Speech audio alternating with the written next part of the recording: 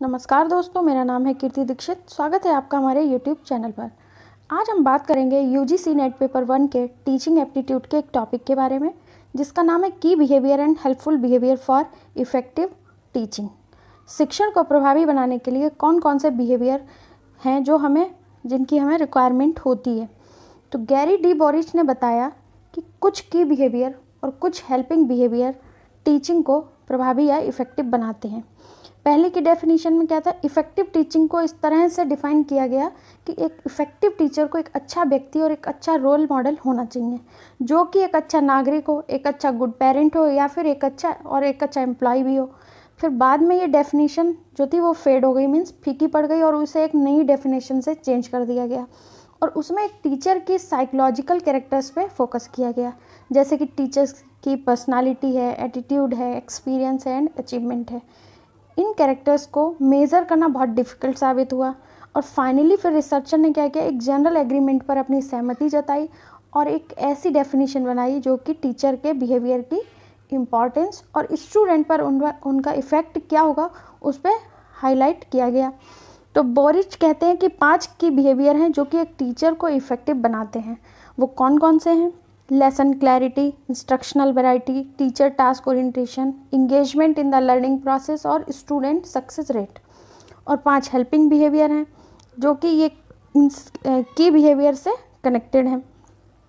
ये कौन से? Using student ideas and contributions, structuring, questioning, proving और टीचर अफेक्ट। अब जो ये की बिहेवियर हैं ये तो है ही, मीन्स ये तो कंपलसरी है टीचर में होना, और हेल्पिंग बिहेवियर हैं वो भी इनसे इंटर रिलेटेड ही हैं। तो अब हम इनके बारे में स्टेप बाय स्टेप बात करेंगे। तो पहला है हमारा lesson clarity. Lesson clarity means ideas सभी लेवल्स पे और स्टूडेंट और टीचर दोनों को क्लियर होना चाहिए। मीन्स जो भी हमारा सिलेबस है या करिकुलम है वो, और हम आज क्या पढ़ाने वाले हैं, हमारे लेसन क्या होगा, वो हमें टीचर को क्लियर होना चाहिए और वो स्टूडेंट को भी उसको बताना चाहिए और स्टूडेंट के माइंड में भी क्लियर होना चाहिए। तो आइडियाज़ मीन्स लेसन जो हम आगे क्लास में पढ़ने वाले हैं, means idea lesson step by step student को बताना चाहिए और जो कि सरल और बिना किसी ideas should be clear to all learners at all levels. ठीक है, सभी लेवल्स पे क्लियर होना चाहिए, स्टूडेंट को भी और टीचर को भी, क्योंकि टीचर को क्लियर होगा तभी वो स्टूडेंट को बताएगा। मीन्स स्टूडेंट को भी पता होना चाहिए कि हम क्या पढ़ने वाले हैं। Idea should be conveyed in A clear step by step order. ठीक है, स्टेप बाय स्टेप क्लियर होना चाहिए और जो कि सरल और बिना किसी डिस्टर्बेंस के स्टूडेंट को क्लियर हो जाए। तो सबसे पहले लेसन स्टार्ट होने से पहले ही उसका एक ओवरव्यू और लेसन ख़त्म होने के बाद उसको समअप करना बहुत ज़रूरी होता है। ठीक, तो ये लेसन क्लैरिटी सबसे पहला पॉइंट है की बिहेवियर में। दूसरा है instructional variety. Instructional variety means every student has a different level of understanding. तो क्या टीचर को स्टूडेंट को ध्यान में रखकर ही टीचिंग करनी चाहिए। टीचर डिफरेंट टूल्स यूज़ करके टीचर को पढ़ाना चाहिए जिससे कि हर स्टूडेंट को समझ में आ जाए। ठीक, use a variety of teaching tools, जैसे कि टेक्नोलॉजी है, मटेरियल्स हैं, एक्टिविटीज़ हैं, space and displace, means different तरह के जो भी टूल्स यूज़ करके वो स्टूडेंट को समझ में आ जाए इस तरीके से पढ़ाए। Use a variation in voice and gestures, rewards and reinforces. Means teacher को अपनी वॉइस में, अपने गेस्चर्स में, मीन्स पूरे क्लास में टहल के, मूवमेंट करके, कैसे भी वॉइस को हल्का करके, तेज़ करके, मीडियम, जैसे भी स्टूडेंट को समझ में आए वैसे उसको पढ़ाना चाहिए। रिवॉर्ड देके, रीइंफोर्स करके, मीन्स अगर पॉजिटिवली किसी को पॉजिटिव रीइंफोर्स करके, किसी को निगेटिव रीइंफोर्स करके, उसको डरा के, डांट के, जैसे भी स्टूडेंट है, जैसा भी उसका माइंड है उस हिसाब से टीचर को फोकस करना चाहिए। थर्ड है टीचर टास्क ओरिएंटेशन। इसका मतलब है कि टीचर के लिए सबसे पहला काम क्या होगा, टीचिंग होना चाहिए और एक टीचर को अपना मैक्सिमम टाइम जो है टीचिंग में ही देना चाहिए। टीचिंग से रिलेटेड मटेरियल को तैयार रखें एंड ऑर्गेनाइज लेसन वेल। जो भी लेसन उसको पढ़ाना उसको अच्छे से ऑर्गेनाइज होना चाहिए। Be as prepare as possible, जितना प्रिपेयर हो सके उतना उसको प्रिपेयर रहना चाहिए। मीन्स एक टीचर का जो प्राइमरी फोकस है वो टीचिंग ही होना चाहिए, उसके बाद में और काम।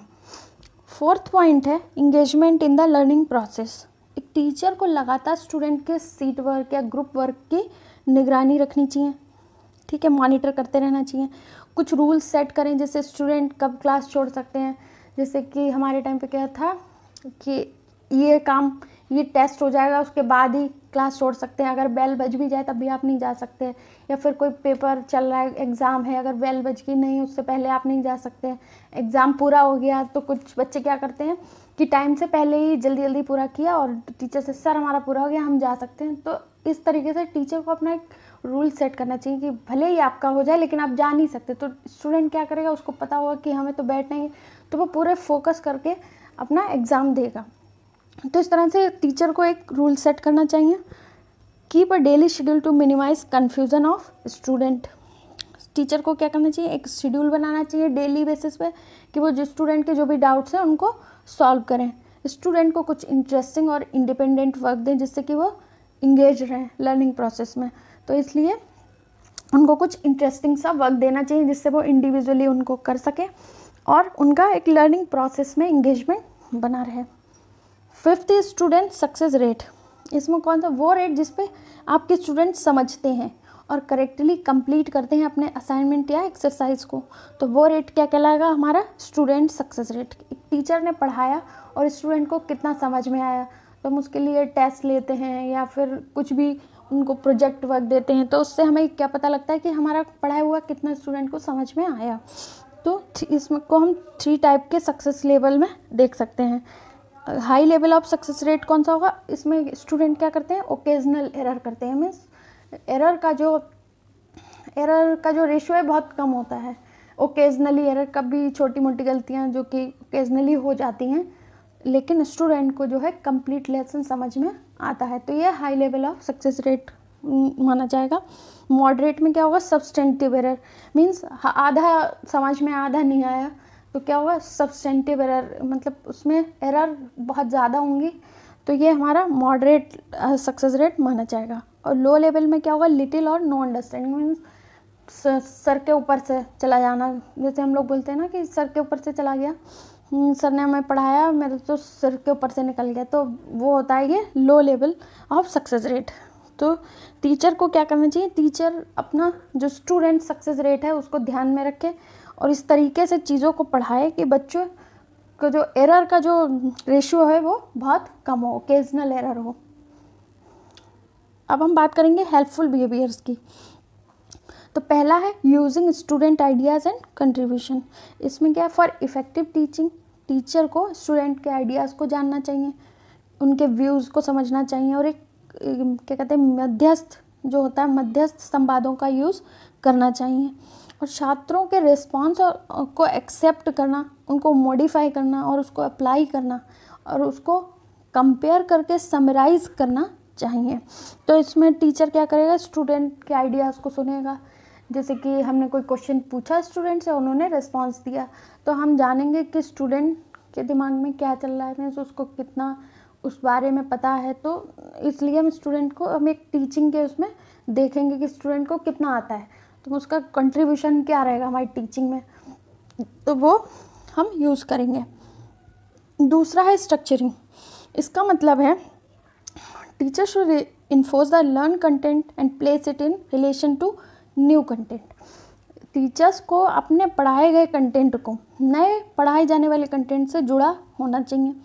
Teacher should give organise lesson of what is to come and summarise what has been taught, जिससे कि स्टूडेंट को का एक फ्लो बना रहे। और उसमें क्या होगा, टीचर को जो पढ़ाना है उसका एक ऑर्गेनाइज लेसन होना चाहिए और जो पढ़ा चुके हैं उसको समराइज़ करना चाहिए। तो इससे स्टूडेंट को पता रहेगा कि हम आगे क्या पढ़ने वाले हैं और हमने पहले क्या पढ़ा, तो उसका भी उनको एक ओवरव्यू रहेगा कि हाँ हमने ये पढ़ा, तो वो समराइज वे में उनको बताते रहना चाहिए। थर्ड है क्वेश्चनिंग। एक टीचर को when questioning use a variety of questions. एक टीचर को टीचिंग करते समय वैरायटी ऑफ क्वेश्चंस पूछने चाहिए और ऐसे क्वेश्चंस को इंक्लूड करें जिसमें स्टूडेंट अपनी थिंकिंग के बेस पे प्रॉब्लम सॉल्व कर सकें। इसके लिए हम केस स्टडी का एग्जांपल ले सकते हैं। किसी स्टूडेंट को केस कोई सॉल्व करने के लिए दे दिया तो ये क्वेश्चनिंग में आ जाएगा। प्रोविंग। प्रोविंग क्या होता है, जांच करना या इन्वेस्टिगेट करना। स्टूडेंट के रिस्पॉन्स को ध्यान में रखकर टीचर उसको फर्दर टीचिंग में यूज़ कर सकता है। जैसे कि स्टूडेंट से किसी टॉपिक पे क्लैरिफिकेशन मांगना, अतिरिक्त कोई उससे इन्फॉर्मेशन लेना और किसी टॉपिक पे डिस्कस करना। तो उससे क्या होगा, कि टीचर को हेल्प मिलेगी आगे पढ़ाने में, कि उसने पढ़ाया और कितना स्टूडेंट को समझ में आया। तो हम उसकी एक जांच करेंगे, मीन्स प्रोबिंग करेंगे। क्लियरली स्टूडेंट को बताने की बजाय हम क्या करेंगे, कंटेंट को डिस्कवर करने में स्टूडेंट की हेल्प करें। तो ये हो जाएगा हमारा probing. Fifth is student teacher affect. इसमें क्या है, एक टीचर को उत्साह के साथ टीचर स्टूडेंट रिलेशनशिप डेवलप करना चाहिए। तो एक जो लर्नर है यानी जो स्टूडेंट है उसको क्या है, एक उत्साह होना चाहिए कि हाँ आज हम ये लेसन पढ़ने वाले हैं, आज हमें सर ये पढ़ाएंगे, और सर को देखते ही भाग के आके उनकी क्लास में बैठ जाए और क्लास छोड़ने की बजाय क्लास अटेंड करने की सोचे, और जो भी टीचर पढ़ाए उसको विथ एंथुजियाज्म उसको पढ़े। तो ये ऐसा रिलेशनशिप होना चाहिए टीचर और स्टूडेंट में। तो क्या है, inflection in voice and movement, gesturing and eye contact. Voice में, मूवमेंट में हम चेंजेस करके हाव भाव और अपने आई कॉन्टैक्ट के थ्रू हम एक टीचर स्टूडेंट रिलेशनशिप मेंटेन कर सकते हैं। टीचर को क्या है, हर बच्चे पर इक्वली ध्यान देना चाहिए, जिससे कि बच्चे को क्या है, स्टूडेंट सोचेगा हाँ सर हमसे कभी भी कुछ भी पूछ सकते हैं, तो वो एक अलर्ट होकर क्लास में बैठेगा और कुछ चीज़ें, और टीचर ऐसे पढ़ाता है हर स्टूडेंट के ध्यान में रख के। तो टीचर क्या करता है, स्टूडेंट क्या करता है, अलर्ट होकर बैठता है विथ एंथुजियाज्म। तो उस तरीके से हमें पढ़ाना चाहिए। तो ये था हमारा की बिहेवियर और हेल्पिंग बिहेवियर के बारे में।